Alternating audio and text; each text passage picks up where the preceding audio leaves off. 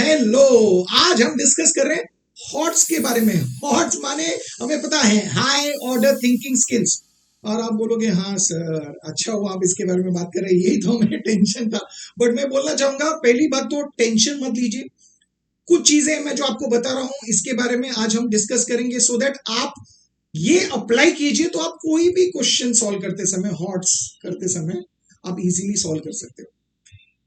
अब ये जो हाई ऑर्डर थिंकिंग स्किल्स हैं, या महाराष्ट्र स्टेट बोर्ड में जब बहुत सारे बच्चे, हम इसे बोलते हैं नॉन टेक्सुअल क्वेश्चंस, मतलब जो टेक्स्ट बुक में नहीं है, ये क्वेश्चन सॉल्व करते समय पहला इंपॉर्टेंट चीज है पॉजिटिव इंटेंट रखना है। मतलब माइंडसेट पॉजिटिव रखिए। अब सम आया है, सॉल्व तो करना ही है ना, तो उसे टेंशन लेके नेगेटिव अप्रोच के साथ करेंगे तो आएगा क्या? नहीं आएगा ना। तो पहला चीज है पॉजिटिव इंटेंट, माइंडसेट पॉजिटिव रखिए कि ये मुझे आ जाएगा, ये हम सॉल्व करेंगे तो हमें इजीली मिल जाएगा। इस इंटेंट के साथ, इस माइंडसेट के साथ पहले तो उस हमको अप्रोच कीजिए। आप बोलोगे ऐसे हमने बहुत कोशिश किया है, हमने ट्राई भी किया है, बट एट टाइम्स हमें नहीं आया। तो चलिए, आपने ऐसा एक्सपीरियंस किया होगा स्कूल प्रीलिम में, जब भी आप एग्जाम्स लिख रहे हो तो आपने देखा होगा कि बहुत से टाइम हमें ऐसे क्वेश्चंस आए हैं, हमारे पास 15 मिनट बचा है और हमें 2 क्वेश्चंस ऐसे सॉल्व करने हैं, और आप वो तभी सॉल्व नहीं कर पाए हो, तभी आपको कॉन्सेप्ट स्ट्राइक नहीं हुआ, आप वो नहीं कर पाए। कर भी पाए तो आधा कर पाए हो, और घर पे आने के बाद जब भी आपने फिर से उस सम को देखा है, आपने ऑब्जर्व किया होगा कि हाँ, अभी वो कॉन्सेप्ट आ भी गया, क्या अप्लाई करना है आप सोच भी लिए, आप इजीली प्रूफ लिख भी पाए, इजीली वो सॉल्यूशन भी कर पाए। ऐसा हुआ होगा ना आपके साथ, काफी बार हुआ होगा। क्या आपने कभी सोचे आप घर पे आने के बाद ये क्यों हुआ, और जल्दी भी हो जाता है? रीजन क्या है? बिकॉज अभी आप रिलैक्स्ड हो। तो क्या एग्जामिनेशन में आप रिलैक्स नहीं रह सकते हो? रह सकते हो, अगर आपके पास टाइम हो तो। मतलब एग्जामिनेशन में, मैथमेटिक्स के पेपर में टाइम मैनेजमेंट बहुत जरूरी है। आप बोलोगे एल्जेब्रा में ये दिक्कत नहीं होती है, एल्जेब्रा में आप इजीली कर पाते हो और हॉट्स के सम्स भी बहुत इजीली कर पाते हो, बट ज्योमेट्री में आपको ज्यादा दिक्कत होती है। तो स्पेशली ज्योमेट्री में टाइम मैनेज करना बहुत जरूरी है, और टाइम मैनेजमेंट के बारे में मैंने डिटेल में एक वीडियो किया है, तो वीडियो जरूर देख लेना, उसका लिंक मैंने डिस्क्रिप्शन में दिया है। तो उसके हिसाब से आप टाइम मैनेज कीजिए, आपके पास काफी टाइम होगा ये 4 मार्क के क्वेश्चंस को अटेम्प्ट करने के लिए, हॉट्स क्वेश्चन जो है, नॉन टेक्सुअल क्वेश्चंस को अटेम्प्ट करने के लिए। तो आप रिलैक्स भी रहोगे, पॉजिटिव इंटेंट के साथ भी होगा, बट टाइम है तो आप आराम से कर सकते हो। ये बहुत इंपॉर्टेंट है और बहुत बहुत बहुत क्रिटिकल है। नेक्स्ट इंपॉर्टेंट चीज है कि मैं हमेशा बोलता हूं, जब भी नॉन टेक्सुअल सम्स होते हैं, हॉट्स के क्वेश्चंस होते हैं, टेक्स्ट बुक के जो भी क्वेश्चंस होते हैं 4 मार्क के, आप जब पहली बार वो क्वेश्चन को, टेक्सचुअल क्वेश्चन को भी देख रहे हो, जब तक किसी ने आपको उसका सॉल्यूशन नहीं दिया है, जब तक किसी ने आपको उसका सॉल्यूशन सिखाया नहीं है, वो सब नहीं सिखाया, तब तक तो वो भी एक हॉट्स का क्वेश्चन ही था, वो भी एक नॉन टेक्सचुअल क्वेश्चन जैसे ही था ना, यही था ना। तो वो सम का प्रूफ किसी ने दिया या सॉल्यूशन आपने दिया, वो इंपॉर्टेंट नहीं है।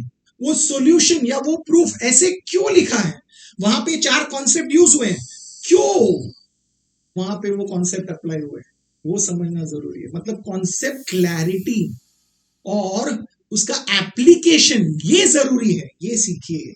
सो बहुत इंपॉर्टेंट है हर कॉन्सेप्ट का क्लैरिटी होना, उसे समझना, और उसे कब अप्लाई करना है, उसका एप्लीकेशन कब करना है, ये समझना बहुत इंपॉर्टेंट है। अगर ये सीख जाते हो, आपको कोई भी क्वेश्चन दिया जाए हॉट्स का या नॉन टेक्सुअल, आप इजीली कर सकते हो, कर सकते हो ना। तो कॉन्सेप्ट सब समझ लीजिए और एप्लीकेशन क्यों करते हैं वो समझ लीजिए।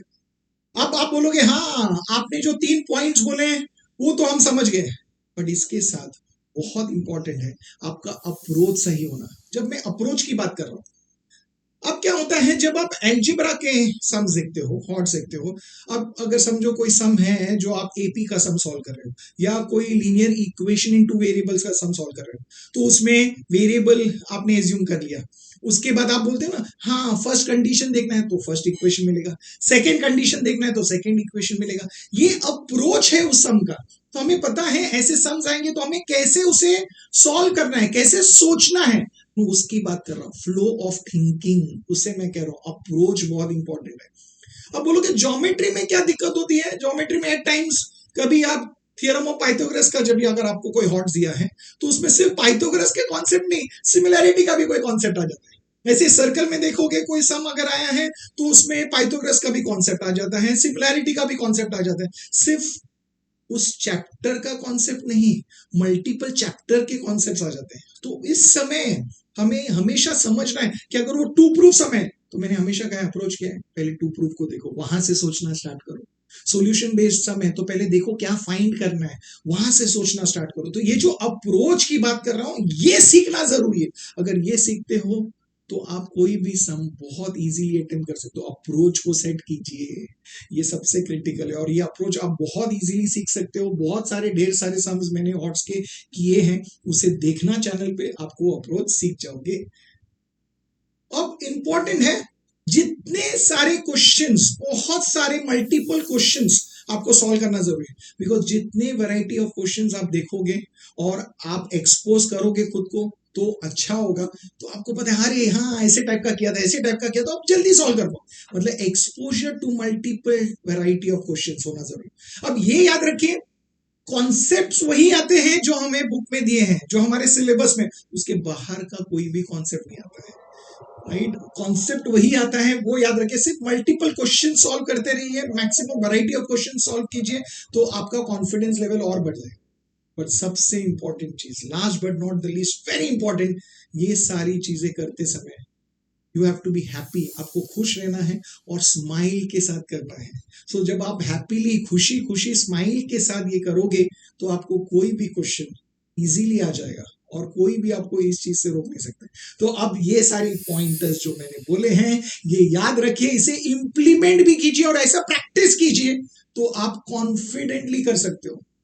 तो आप बताइए, हॉट्स इजीली कर सकते हैं ना? कोई भी क्वेश्चन, चाहे अलजेब्रा हो या ज्योमेट्री हो, आप कर सकते हो ना? मुझे पता है आप इजीली कर सकते हो। तो इसी कॉन्फिडेंस के साथ हॉट्स का क्वेश्चन एग्जाम में अटेम्प्ट कीजिए। और मैं बोल रहा हूँ, आप बहुत इजीली कर सकते हो, बहुत बढ़िया तरीके से कर सकते हो, और हर एक क्वेश्चन आपको बहुत इजीली अच्छे तरीके से करेक्ट आ जाएगा। सो अच्छे से कीजिए। All the best, God bless all of you.